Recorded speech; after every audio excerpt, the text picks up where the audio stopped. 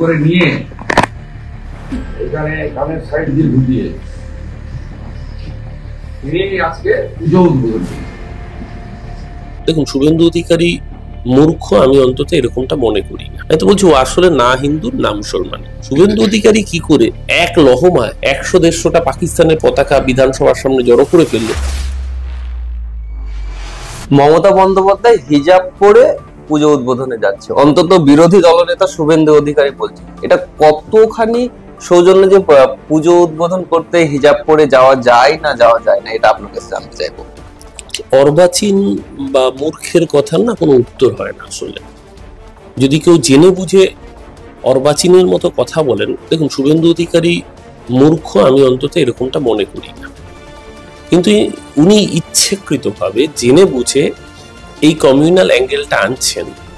মমতা বন্দ্যোপাধ্যায় যেদিনকে উত্তর কলকাতায় হাতিবাগানে পুজোর উদ্বোধনে গিয়েছিলেন, সেদিনকে আমরা সবাই জানি সেদিনকে বৃষ্টি পড়ছিল। মমতাদির ইতিমধ্যেই টনসিল ফুলে রয়েছে, জল মাথায় না পড়তে ডাক্তারের নির্দেশ রয়েছে। মমতাদির সাথে থাকা যে ওড়নাটি ছিল সেটি তিনি মাথাটি ঢেকে রেখেছিলেন। তাতে নাকি হিন্দু ধর্মে ভাবাবেগ আঘাতপ্রাপ্ত হয়েছে। ভেবে দেখুন, প্রথম কথা বলল যে পুজো উদ্বোধন এটা নাকি হিন্দুদের ভাবাবেগে আঘাত, তারপর বলছে মাথা কেন ঢেকেছেন তার জন্য ভাবাবেগে আঘাত। মমতা বন্দ্যোপাধ্যায় যে কটি ইনডোর পুজো উদ্বোধন করেছেন, কালকেও চেতলা অগ্রণীর মায়ের চক্ষুদান করেছেন, সেই ছবি আজকে সমস্ত সংবাদ মাধ্যমের পাতায় প্রকাশিত হয়েছে। সেখানে কি মমতা বন্দ্যোপাধ্যায়ের ছবিটা উনি দেখেছেন? আসলে ইচ্ছাকৃতভাবে মিথ্যাচার করলে কি হয় সেটা সবচেয়ে বড় নমুনা হচ্ছে এইখানে। এই দেখুন, আমি চেতলা অগ্রণীতে যখন মুখ্যমন্ত্রী চেতলা অগ্রণীতে মায়ের চোখ আঁকছেন, এটা মুখ্যমন্ত্রী সেই ছবি। এই বেলা তো বলছেন না।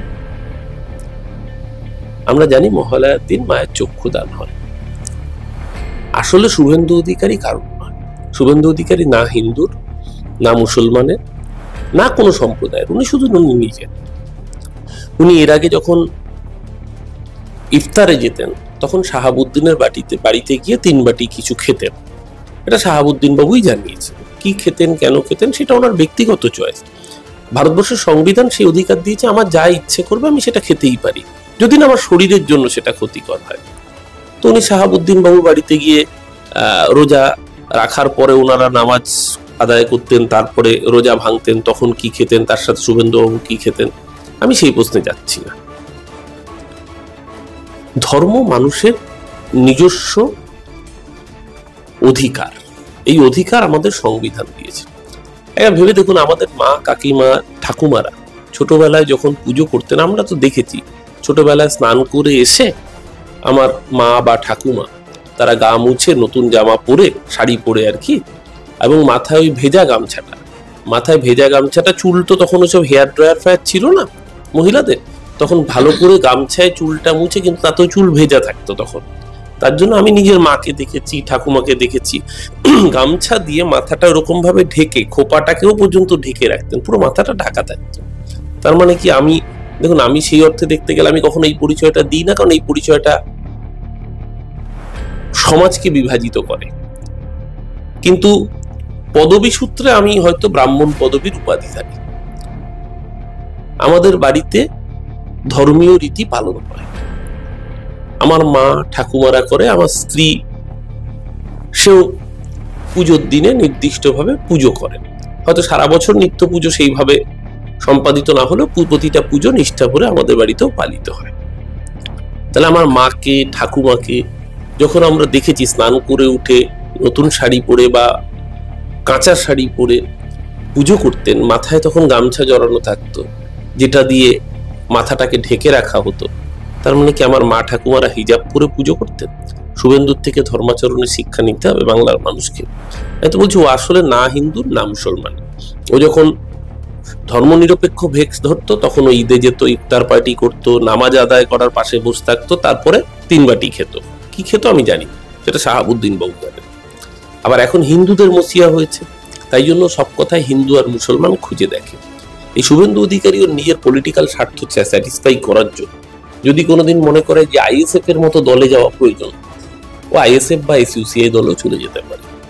যে কংগ্রেসের পতাকা বিক্রি করে তৃণমূলে আসে, তৃণমূলের পতাকা বিক্রি করে বিজেপিতে যায়, সে ভালো অফার পেলে ভারতের পতাকা বিক্রি করে পাকিস্তানের দালালি করতে পারে। তাই শুভেন্দুর কথায় আলাদা কোনো গুরুত্ব আর দেওয়ার প্রয়োজন। আচ্ছা, আমার এই রিলেটেড প্রশ্ন, আপনি বললেন যে শাহাবুদ্দিনের বাড়িতে গেছেন, কি খেয়েছেন, সেই বিষয়ে আপনি যাবেন না, তবে দীর্ঘদিন উনি কিন্তু তৃণমূল করেছেন এবং তৃণমূলে ছিলেন এবং একসঙ্গে আপনারা রাজনীতি করেছেন। তা আপনার কাছে আমার এইটুকু প্রশ্ন যে উনি কি তৎকালীন সময় এমন কোনো কোর্স করেছিলেন যেটাতে উনি জানতেন যে মুসলিমরা ঠিক কোন স্টাইলে হিজাবটা পরে, কোন স্টাইলে মাথায় ওড়নাটা দেয়? কারণ উনি একেবারে পুরো ক্যামেরার সামনে দেখিয়ে দিচ্ছেন যে এইভাবে দিয়েছে, কানের পেছন দিয়ে দিলে হিন্দু মুসলিমরা দেয় আর কানটা ঢেকে রাখলে হিন্দুরা দেয়। এই বিষয়টা আপনার কাছে জানতে চাই। প্রথম কথা, দেখুন, আমি হিন্দু মুসলমানের বিভাজনেই যাব না। এই দেশ যতটা, আমি অরূপ চক্রবর্তী, আমি একজন হিন্দু পরিবারের সন্তান, তেমনি আপনার নাম আব্দুল আহাদ, আপনি একজন সংখ্যালঘু পরিবারের সন্তান। আমি বিশ্বাস করি এই দেশে আমার যতটুকু অধিকার এই মাটির উপর, আপনার ঠিক ততটাই অধিকার, তার থেকে 1 সেন্টিমিটার কম অধিকার আপনার নয়। এই অধিকার সংবিধান আপনাকে দিয়েছে, এই অধিকার সংবিধান আমাকে দিয়েছে। যেদিনকে দেশ স্বাধীন হয়েছিল সেদিনকে ভারতবর্ষের থেকে যত মুসলমান তারা ভারতবর্ষের মাটিকে আপন করে নিয়েছিল, সবাই এই বিজেপি একটা ন্যারেটিভ চালাতে চায় যে দ্বিজাতি তত্ত্বের ভিত্তিতে দেশ স্বাধীন হয়েছিল। পাকিস্তানে যতজন মুসলমান ছিলেন তার থেকে বেশি মুসলমান সেদিনও ভারতের মাটিকে আপন করে নিয়েছিল, কারণ এই মাটিকেই তারা মাতৃভূমি বলে মনে করেছিল। তাই মুসলমানদের কারুর থেকে জাতীয়তাবাদ, দেশপ্রেমের শিক্ষা নিতে হবে না। শুভেন্দু অধিকারী বরঞ্চ অন্যকে একটা শিক্ষা দিতে পারে। দেখুন, আমি বা আপনি কেউ চাইলেই পাকিস্তানের পতাকা জোগাড় করতে পারবো না, আপনি পারবেন না, আমিও পারবো না। শুভেন্দু অধিকারী কি করে এক লহমায় 100-150টা পাকিস্তানের পতাকা বিধানসভার সামনে জড়ো করে ফেললো? সবচেয়ে বড় সন্দেহ এখানে যে ওর সাথে তাহলে আইএসআই বা এইরকম পাকিস্তান মদতপুষ্ট জঙ্গি গোষ্ঠীর কোনো যোগাযোগ নেই তো? কারণ কোনো সুস্থ স্বাভাবিক মানুষ এক লপ্তাহে 100-150 পাকিস্তানের পতাকা জোগাড় করতে পারে না। এটা একমাত্র শুভেন্দু অধিকারী পেরেছে। আমার মতে এক অবিলম্বে সিবিআই হোক, এনআইএ হোক, আমার মতে এই ধরনের ঘটনায় যেখানে রাষ্ট্রের আশঙ্কা রয়েছে সেখানে এনআইএর মতো এজেন্সিকে দিয়ে তদন্ত করানো হোক যে কি করে শুভেন্দু অধিকারী 1 লক্ষ এরকম 100-150 পাকিস্তানের পতাকা পেল, যদি পেয়ে থাকে কার থেকে পেল, যদি অর্ডার দিয়ে থাকে তাহলে অর্ডার কে নিল, কে বানালো, আর যদি অর্ডার না দিয়ে থাকে তাহলে তারও ভয়ঙ্কর, রেডিমেড পাকিস্তানের পতাকা এলো থেকে ওই 1 লহমায়। শুভেন্দু অধিকারীকে unlawful activities prevention act UAPA ধারায় জেরা করা উচিত বন্দি করে, এবং কাস্টডিতে নিয়ে এনআইএ তদন্ত করা উচিত যে বিধানসভার অলিন্দেও কি করে পাকিস্তানের পতাকা পেল।